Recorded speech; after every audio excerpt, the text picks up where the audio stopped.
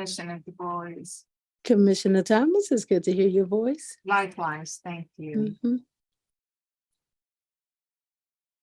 Are we still waiting? What was I missing? No, we are actually about to get started now, Elder Melanie. As soon as Danny gives me the thumbs up that we can proceed. Okay. All right. Well, thank you, Chair. Again, I apologize for We are being good late. to go in live, Jolly, whenever you want to get started. All right, we'll get started. Good evening, everyone. This CPOC Commissioner meeting is hereby called to order. The time is 6:11 p.m. My name is Jolly Hatchett. I'm the chair of the Citizens Police Oversight Commission, and I will facilitate this meeting. This is a public meeting of the Citizens Police Oversight Commissioners that was properly advertised pursuant to the Sunshine Act, Pennsylvania Sunshine Act. At this time, I'm going to call roll. Jolly Hatchett, present. Hassan Bennett, Present. John Solomon, absent. Melanie DeBose, I am here. Zara Thomas, I am here. Hakeem P.A. Present. We have 4 out of 5 commissioners. I'm sorry, we have 5 out of 6 commissioners that are present. I'm going to also at this time give the community colloquy before we go into our actual report from the executive director. Just as a heads up, Anthony Arachi, the interim executive director, is not present today. He's asked, and I've given permission for Jameson Rogers to present the interim executive director report. If someone is speaking, you are not on mute. At this time, I'll give the community colloquy for anyone, although I'm told that there haven't been any questions that were submitted in advance. The community colloquy goes as follows. You will have 3 minutes to address the commissioners. Any documents or communications that might supplement your comment should be submitted to the Citizens Police Oversight Commission. I will keep the time and notify the board when 3 minutes have elapsed. The commissioners may choose not to comment, question, or respond in any way to your public comment. And there will be a 3-minute time limit. At this time, the only item on the agenda, just based on the way that our schedule was last month, and given the fact that we actually met last Tuesday, the only item on the agenda is the interim executive director report. Jameson, please proceed. Give me 1 second just to share my screen, Jameson. All right. Thank you, Chair Hatchett. And again, reintroduce myself for people who don't know me. Jameson Rogers, Director of Investigations for CPOC. I'm standing for Anthony Arachi, Interim Executive Director.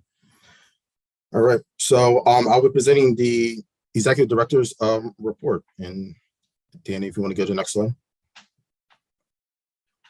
So this is the complaint data for the month of May. As you can see, we've had 73 complaints have been referred to internal affairs by CPOC. This calendar year to date, 16 complaints were referred in the month of May. The complaint data presented the cumulative breakdown of all complaints referred to IAD in the calendar year. And you can see the demographics of the breakdown there. Danny, next slide, please. This is some more information about the complaint data. Of the 73 complaints CPOC has referred in the calendar year of 2023. There was a percentage breakdown of misconduct allegations. Roughly 27% of the complaint allegations were departmental violations. It should be noted a single complaint can have multiple misconduct allegations. And there's a breakdown below there. Danny, next slide, please. This is the map of the complaint data. So you can see which each area of the city of Philadelphia where these complaints have derived from.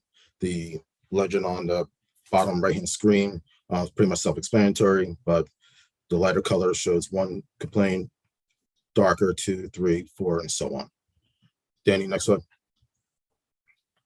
The audit and monitoring unit. So the unit director and the unit staff continued work on the following projects, which are in various stages, ranging from background research to drafting a report. The following are active complaint monitoring proposal. That draft is completed, waiting for approval. The PBI Part 2 report, wait on a finalized draft. Hopefully we'll get that released later this month. There's 2 body-worn camera projects, body-worn camera compliance audit project, and procedural justice body-worn camera project for the police department. And the court time, just looking at the officers' court time, overtime, what they get from court and things of that nature. The police academy review, officer involved shootings, working with myself and relevant PPD personnel to identify topics for the future. And the reason for that is that we're really focusing on auditing, but we really want to transfer into the monitoring as well. And that goes hand in hand with investigations, with oversight. And then finally, I'm sitting on PBI panels. Danny, next slide. Well, Danny, actually, if you can hang for a second, I have questions about the BWC project.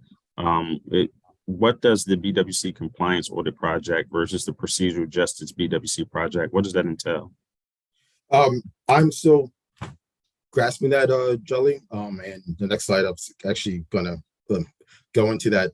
Our director of auditing, she just welcomed a beautiful baby boy, her and her husband. So she is out on leave as of a couple of days ago. So I'm actually going to be supervising that unit as on top of the investigation unit as well.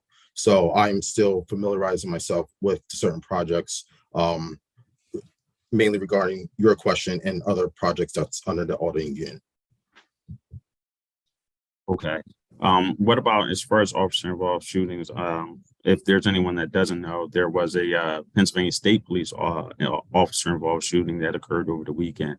Is CPOC involved with that? What, if any, information does CPOC know about that? If any information that's not confidential? Sure, I can answer that for you. We are not involved in that shooting, being that our jurisdiction is solely over the Philadelphia Police Department. Other things to note as well, with me having meetings with the officer involved shooting team and with Philadelphia PD, OISI investigates all officer involved shootings that happens within Philadelphia, whether it's a Philadelphia police officer all the way up to an FBI agent. However, with the shooting being on the highway, the Philadelphia PD is not investigating that officer involved shooting. Anything that happens on the highway, even Philadelphia PD is involved, that is under the state police jurisdiction. The only other thing that I would ask for maybe a little more information, and if I'm putting the cart before the horse, just let me know. Sure. In terms of sitting on the PBI panels, what has that been like? How much involvement is there? And just information for members of the community who just may not be have an understanding of what that consists of, right, and the contributions that CPOC can make or are making. Well, the staff, the vast majority of staff are participating in these panels. Given my position as director of investigations and the fact that we will be conducting investigations robustly at some point, is that I am not participating on the PBI panel for that reason, because cases more likely than not would come up that I would have either given a report on or a referral to a certain entity. So I'm not involved in the PBI hearings. If you'd like, I know Josh is on the call and he actually could share the information and probably answer your questions, Jolly, regarding the 2 body-worn cameras. And he also has helped manage a lot of the PBI. If you'd like for Josh to answer those questions, or we can wait till after the presentation, whatever you prefer. That's actually, that is fine by me. So right. If Josh is okay to actually address the community regarding. Yeah, absolutely. Sure. So the other body-worn camera compliance audit project is simply looking at a large random sample every month of incidents that PPD responds to that should have body-worn camera footage attached to it. And it's just a simple matter of one of our senior auditors, Kimberly Crane, goes up to internal affairs, sits down and basically views the footage or determines whether or not the footage is first present and that it's capturing what it's supposed to be capturing and that it's logged correctly. So we're just making sure just baseline compliance across the department, that they're using their body-worn cameras when they're supposed to be according to the directive. Thank you for that, Josh. In connection with that, when those audits are being done, are reports or is there anything being memorialized, any findings or anything like that? Because I imagine over a period of time, you'll be able to see in a certain district or certain officers, 9 times out of 10, this officer does or does not activate their body-worn camera, or this is an incident where that should have had a camera activated but was not. right? Because I imagine at some point that's going to be helpful. It looking is, at- and we're working on a report for that, but we're still building out the analytics around that. So Okay. we also need to have a certain amount of time just to make sure that we're actually seeing trends and not, it takes a little bit of takes a couple sample polls so that we can actually see long-term trends and not just, one-off cases. Understood. Was there also any information, and this is looping back to Josh in terms of the PBIs? I don't know if you are involved in those or were involved in those. Yeah, so I help with some of the surveying around just some of the qualitative experiences of staff that serve on the PBI panels. So for those of you that don't know, there's 3 members serving on each panel, and one of those members is always a CPOC staffer. So we just try to collect some information to see how often the panels are moving or taking place when they should be. So how often are they canceled for, and for what reasons are they canceled for, right? Because they tend to have a backlog of the Policing Board of Inquiry cases. So we're just trying to get a better understanding if it's a scheduling issue or if we're seeing anything untoward happening in those rooms. We capture that, and we're working on just a draft for the finalized, for like the 1-year follow-up of us serving on that board. Thank you for that, Josh. I think to the extent possible, it might also be worthwhile to note, like, if something is continued, right? How far out is it continued? To the extent that it involves a civilian who has to come and maybe be involved in that, right? Is there any kind of undue hardship on a civilian, right? If it continuously gets continued. But thank you for that, Josh. Chair Hatchett, can we proceed? Yes. Danny, next up is. All right, so for procedural justice, body camera audits, PPD, senior auditor and senior research analyst submitted an application to present at 2023 NACO's conference. They were selected to present as part of the virtual conference in December. Again, this is a virtual conference. They will not be traveling. We're extremely excited that they have been invited back to do so. The director of auditing again is out on leave, and I will be overseeing the auditing monitoring unit in addition to the investigation unit while she's out. Danny, next one. The investigations unit. So I had the opportunity to meet with Staff Inspector Francis Healy. He is a special advisor to Commissioner Outlaw. I would say it was a formal meeting, introduction. The meeting went outstanding in my opinion. We discussed the framework of the investigations unit and the role it will play in overseeing PPD. We strategized how to collaborate with PPD's Internal Affairs Department and PPD's Officer Involved Shooting Team in an investigative and oversight capacity. Inspector Healy was very much aware that our job is to oversee and more or less be that safety officer in the room when these investigations do come about. And like I said, there was no pushback, so I was really pleased with how the meeting went, and I'm looking forward to having future meetings with him in the future. Jenny, next slide. And just to circle back, monthly, there's a NACO Investigators Forum that I participate in virtually, and this is just to talk to other director of investigations across other oversight agencies in the country. So unfortunately, we had an officer involved shooting on Memorial Day, May 31st of this year. It was located in the 20-inch block of Roof Street in the Kensington section of the city. This is the 5th officer involved shooting since I've started as the director of investigations on March 6th. So I met with the officer investigation team on location. By the time I was on location, we were waiting for a search warrant to enter the property to pretty much overlook the evidence.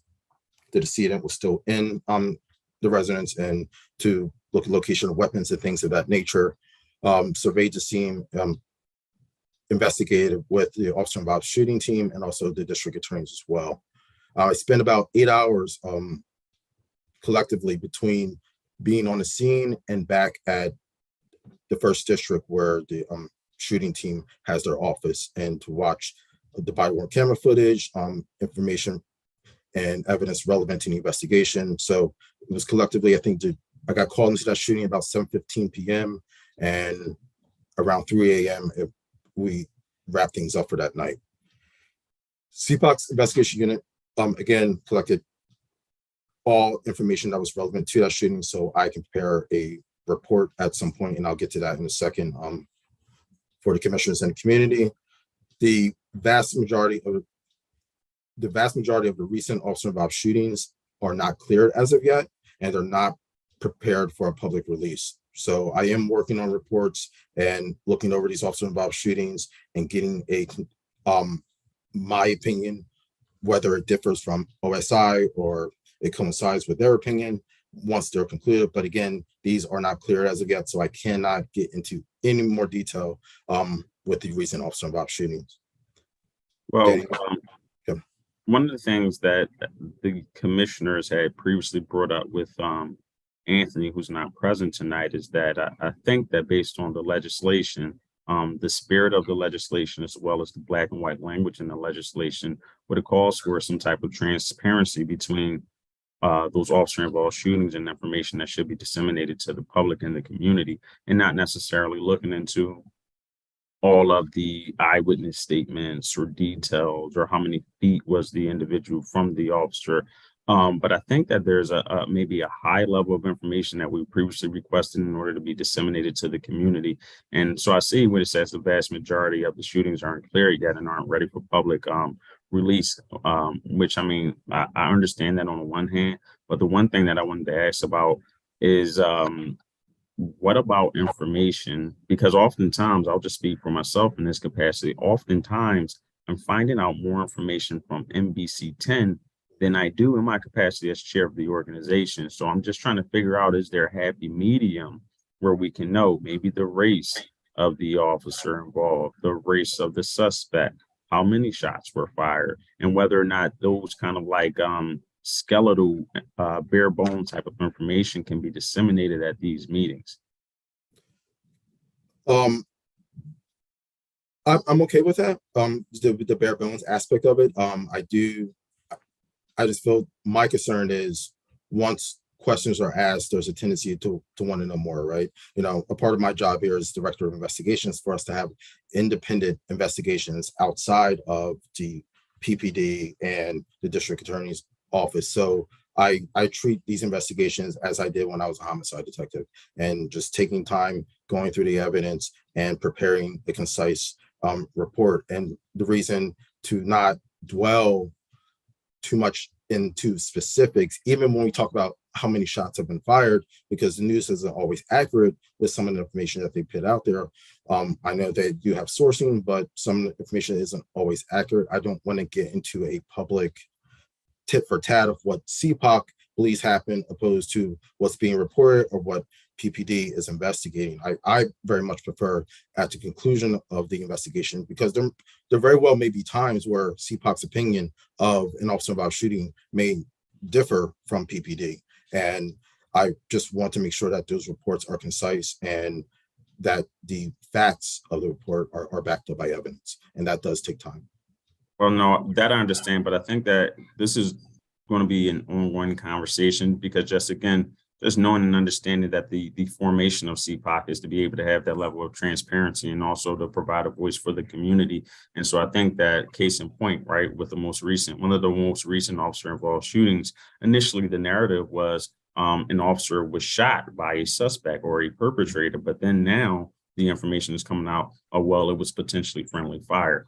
So just again, like high level information, and not again looking for whether or not the use of force was in compliance with the case law, not something like that. But again, a little more information. And thank you for this, though. I think it'll be part of an ongoing conversation. The other thing that I'll just say, this is to everyone in attendance.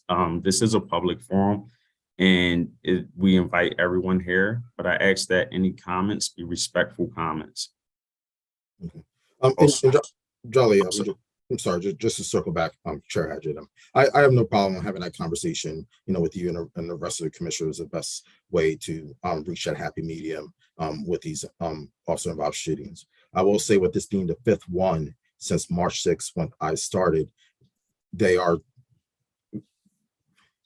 having more than I expected, and so I do believe that the public does need to be aware and informed of what is going on, if there's an issue, things of that nature. So I do invite that discussion for us to have with the commissioners about how we will disperse information to the public in a Thank you, timely James. manner. All right, thank you. But going back to, and this is just addressed to everyone in attendance, if you can keep your comments respectful. Thank you. Next slide, Danny. As always, with every officer involved shooting, I follow up with Lieutenant Hendershot, who is the supervisor for the officer involved shooting team the very next day. Again, I make sure that I have all the reports from every officer involved shooting from the beginning of the year to present date. Clear protocol, which I am excited about, because many times with previous executive director reports, there's been a lot of interest with how the investigation unit has been developing. There has been a clear protocol established between the investigation unit and PPD's officer involved shooting team about how we will be responding to these incidents.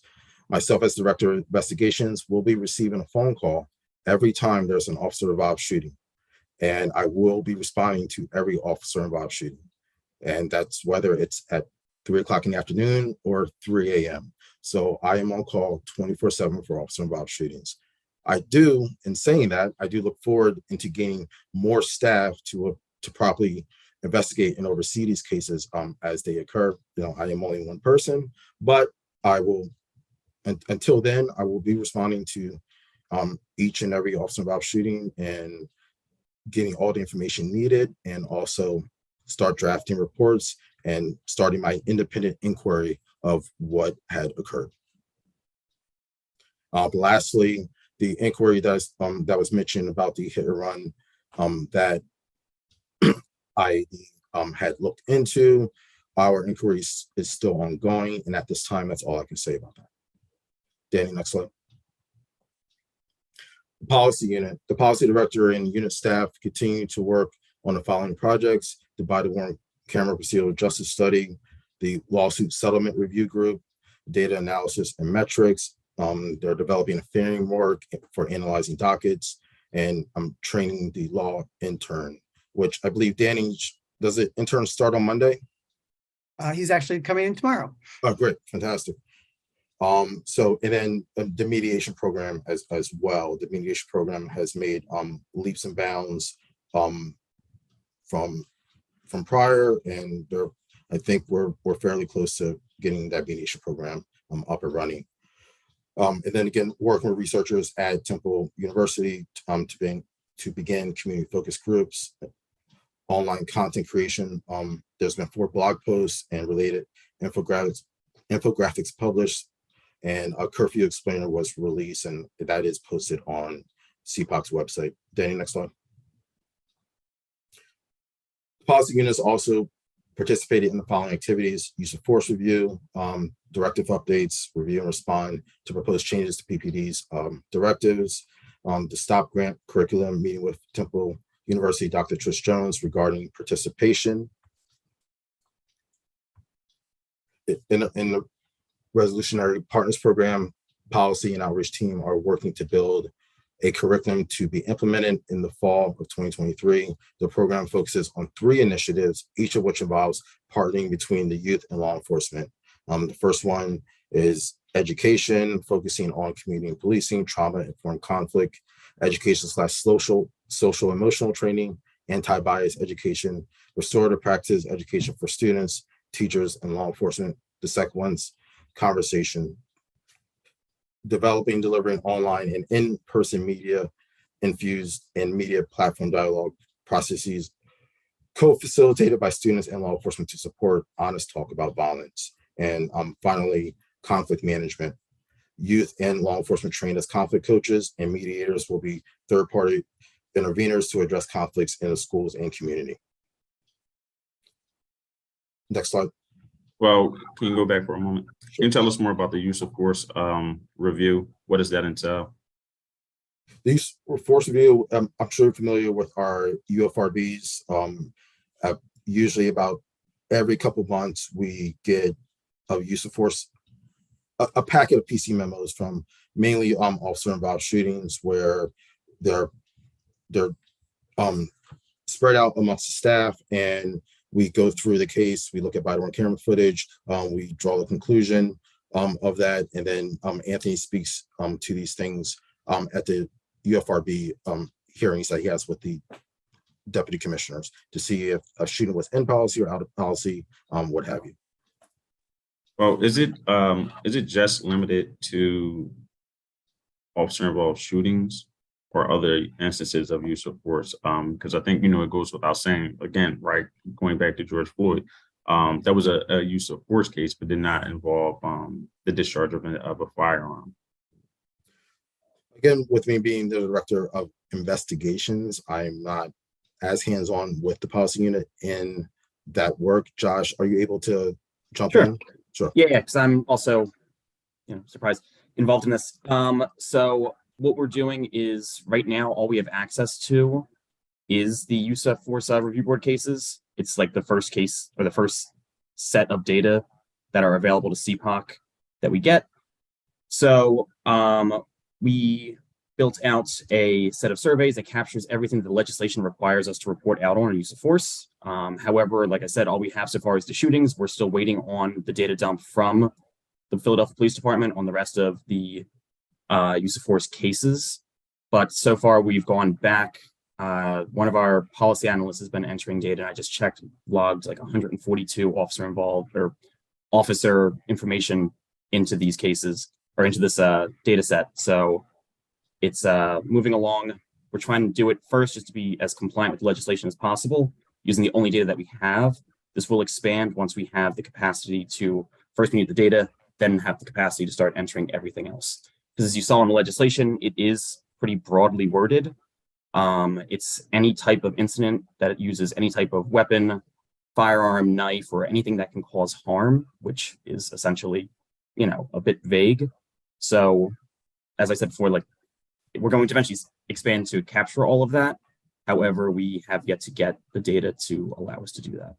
But as of right now, we're trying to stay as compliant as possible with the data that we do receive.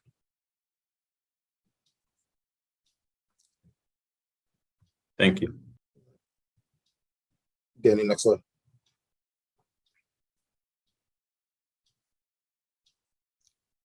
The policy unit also participated in the following activities. They hosted a table with the outreach team at Pride. Charging reviews for PBI responsibility has transferred from the audit unit to the policy unit now. Previously it was under the audit and monitoring unit. Now that's going to be moved over to policy. Attended the West Philadelphia Community Safety Meeting on June 1st and presented at the American Society of Evidence-Based Policing. That was the recent Vegas trip that Josh and Kimberly participated in. Danny, next slide. Well, Jameson, as far as that, I believe if not the last meeting that we had, it could have been the meeting prior to that. We were in a roundabout way promised a review or presentation of what they actually presented on. Is that something that we can expect tonight? No, I do not believe this is going to be something to expect tonight. I do not believe that's prepared at this time. All right, I think that we should have something, and again, it doesn't have to be their whole presentation, but there should be something in place for the next meeting. All right, that'll be noted, and I will make Anthony aware of that. And I think that the only thing that the community and other commissioners are looking for is just kind of like a snapshot of, this is something that this is great, right? That they were selected to go out there and present, but just to be able to bring that information back and show it to the members who are here in the community, and also individuals who did not have an opportunity to present out there, or I'm sorry, to attend out there. Thank you. Absolutely, and just to follow up with that, I mean, Josh and Kelly are very excited to present to you guys. It's just not prepared for this evening, so there's no hesitancy in that at all. And I will note that with Anthony to get a date certain for that presentation to happen. I think the date certain is going to be our next commissioner meeting. Okay. Which will not be the 4th of July. All right. Very good. Danny, next slide. Community outreach team. Since 2021, the outreach unit has been able to consistently increase CPOC's visibility, outreach and engagement with the community. And as we grow and bring on more staff, we will have the opportunity to connect with more stakeholders, agencies, organizations, neighbors, and the many diverse communities within our city. The CPOC outreach team processes incoming complaints, accommodation nominations, and all constituent service calls from the residents. For the month of May and so far in June, CPOC's outreach team has attended the following events: Coffee with Law Enforcement and Central Services, Walk for Peace and the Walk for Peace and Press Conference with the 14th and 35th Police Districts, Chaplains, and Representative Kinsley, and Put Them Johns Down Gun Violence Awareness Summit in Philly Pride 365, along with the Community Resource Fair and Expungement Clinic at the Rotunda. Danny, next slide. These are some pictures of from the various events that were just mentioned. Once again, I mean, the community outreach team is a great arm of CPOC. They really are the face of CPOC, of putting the awareness out there of what we do and what different units' responsibilities are. So again, I'm commending the community outreach team. Danny, next slide. These are some of the upcoming events that the community outreach team will be attending. Is on June 12th, they will be speaking at the CPOC speaking at the Lubbock Civic Association meeting. June 13th at the Juneteenth Experience at the Lucien Blackwell Library, and on the 14th, so the Civilian Police Academy graduation, which I will note that one of our commissioners will be graduating from, Commissioner Ms. Rosora. So I would encourage everyone to attend and support one of our commissioners graduating from the Civilian Police Academy. On June 17th, the Johnson House Juneteenth celebration in Germantown, and 18th, the Juneteenth Marketplace and Art in the Park. On the 22nd, Juneteenth Sounds of Freedom event at the Parkway Central Library, and then finalizing it on 6/29, CPOC will be attending Debunking the Myths of Stonewall with Mark Siegel. Danny, and I think that concludes our presentation. Thank you. I will ask any commissioners if there are any questions, comments, or concerns in connection with the interim executive director report. I have a comment. Where are we at with the commissioner's access to database?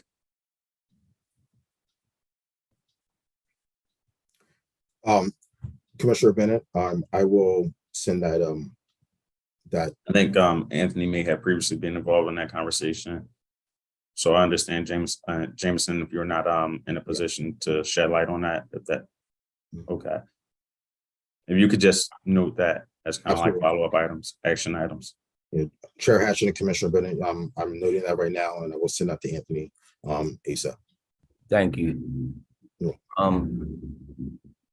That's it. Has any of the complaints from CPOC or the past back been finalized by the PBI? The complaints. Any complaints that came through CPOC, have they have a final deposition through PBI? Well, I know that there's a lag between initial complaints and then finally getting to PBI. Danny, I'm not sure, since I've started, has there been any that?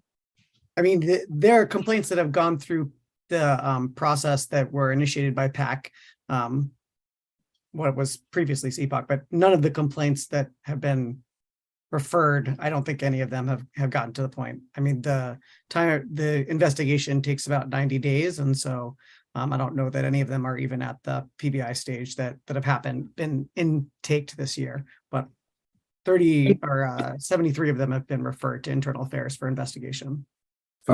Since we turned into CPOC, though, I think some of them have gone before the board of PBI because we had some issues with some of the staff having to switch out last minute just because they took the complaint themselves. Mm-hmm. And they then were worried about having to serve on the panel because they thought they'd be biased. However, just because it went before PBI, there's typically considerable lag between the board making its decision and it finally getting up to the police commissioner and having her decision. But we are tracking that data and collecting it periodically. Thank you, Josh. Chairman Jolly, may I speak? 1 second, so I don't forget. They're just bringing it back. members from the community have reached out to commissioners in terms of the process, just of submitting a complaint, the online process or form. Some of the feedback has been and I've gone on there and I'll look myself. There's some certain information that is collected when you go through and you attempt to submit a complaint online. Don't quote me verbatim, but it may ask biographical information like race or gender or age, things like that. And some of the feedback from the community is just that they were kind of taken aback having to put that information in without a prior disclosure of like where we use this information for X, Y, and Z. So just putting it out there as I remember it in terms of maybe if we take a look at that, or if it's worthwhile to look at that to see if there should be any kind of revamp or overhaul, or if it's good as is.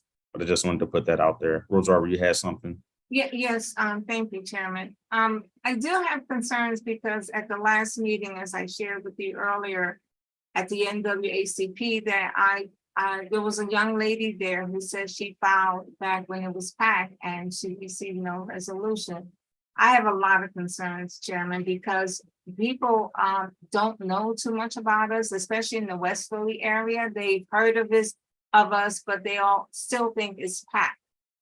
And I apologize for her for not getting any accountability for what had happened to her. I didn't go into great details, but I thought, in the room, it was a room full of people. But I have concerns because many people do not want to file. And I'm not sure if our community people agree with me, but there are some people who just don't feel that they're getting a resolution, accountability when they do file. So this goes as far back as PAC. And I believe it's not just her, there are many more. So whatever we can do, Jameson, and as commissioners, we want to help. This is what we were sworn in to do. We were sworn in to help the community. CPOC is about the community. Yes. CPOC is what we can do as commissioners to make sure that transparency and accountability is there for the people. Absolutely. And with one of the not goals, but what's going to happen with the newly created investigations unit is, I know we talked a lot about officer involved shootings and internal affairs and overseeing those investigations, doing independent inquiries. I absolutely invite the Philadelphia community to reach out to our office, and if something needs an investigation, then I will absolutely conduct that. On top of everything else that I have on my plate, I have no problem. And that is my first priority. If somebody reaches out to CPOC, they should feel as though that their complaints are going to be thoroughly investigated. And that's something I'm committing to you and the community of Philadelphia. Thank you. You're welcome. One thing I would really just like to make sure we draw this distinction between was anything PAC related versus anything that is now Citizens Police Oversight Commission. Just two very distinct organizations. So I would like to make that distinction. I don't know if you're still in touch with that individual, Rosario, if you got her information, because it would be great if we could forward her information to Jameson and or Anthony to see about getting a follow-up. So if that's something that you don't have, then maybe we could see about getting that. I definitely will. I gave her my business card and I said, this is my personal cell number, but I have no problem with anyone reaching out to me. So thank you, Chairman. And right now I am putting my email address in the chat. It's on the website, but for anyone that hasn't seen it, it's in the chat. So Thank you. I am available for everyone. Jameson, the only other thing, and I know this wasn't part of our pre-existing format in terms of the interim executive director report, but as you know, I extended an invitation to all of the employees of the Citizens Police Oversight Commission to be able to make sure that they have a line of communication to commissioners in the community as well, to voice any concerns just in light of the allegations that were made, but to B, also be able to shed light on a lot of the positive things that are being done by the employees of the Citizens Police Oversight Commission.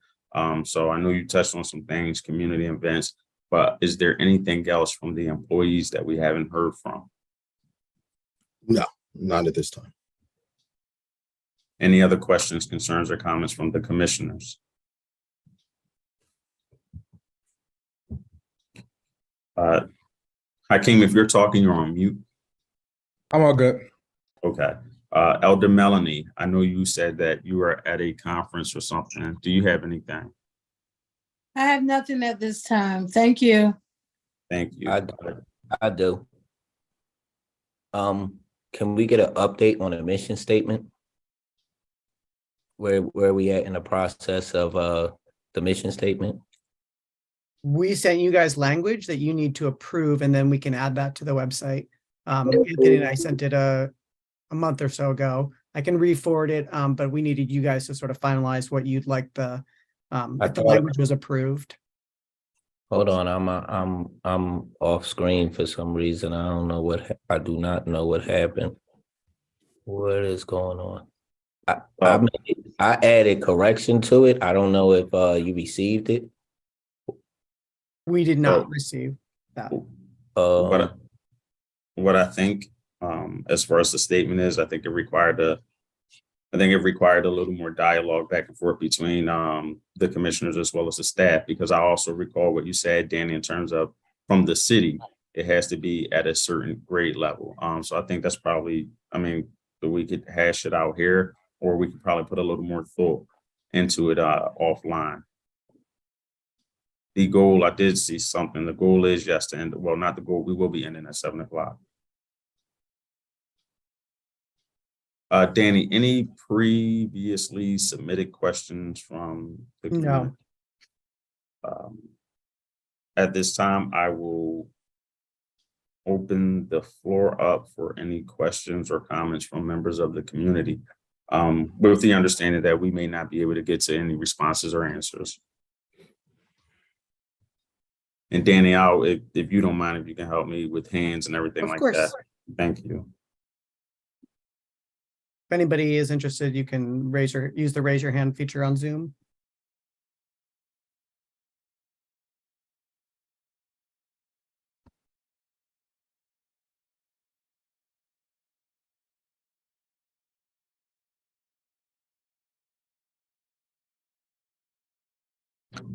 Anything from any other commissioners? Because I'm not seeing any questions, Danny. You let me know if I missed anything.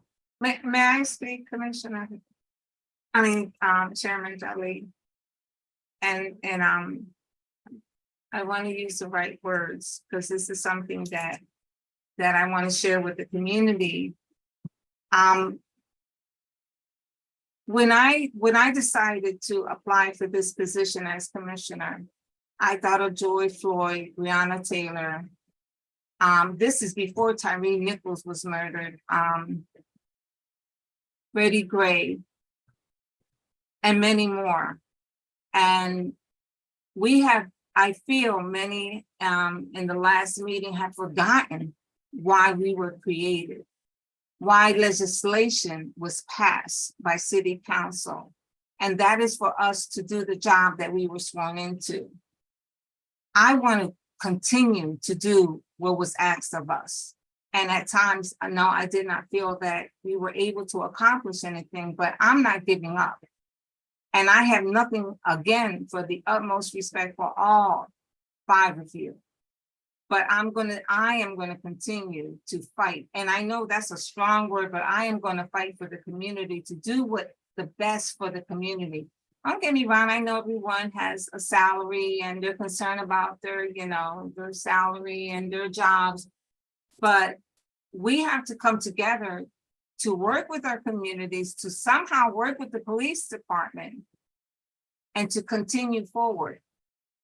And I would really like that when we do request for information, please give us the information that as commissioners that we need in order to help our communities. So, and when I think of the communities, I'm not only thinking about the 15th, I'm thinking about the entire city. So this has been bothering me a lot in the past year, and what I've seen and what I don't like. But I am going to do everything, Chairman, to work with you and the rest of our commissioners. Thank you. Any other comments or questions? Not hearing anything. Does anyone have a motion to adjourn? A motion to adjourn.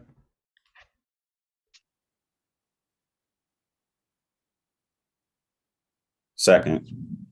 Good night, everyone. Right. Have a good night. Thank you.